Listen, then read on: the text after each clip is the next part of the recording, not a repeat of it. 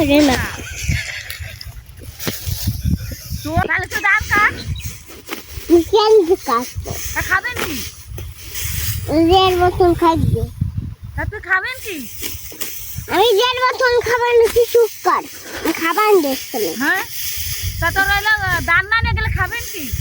ওই পরে খাবার দেখতে কিনে খাবার কিনে খাবেন টাকা দিয়ে কিনে খাবার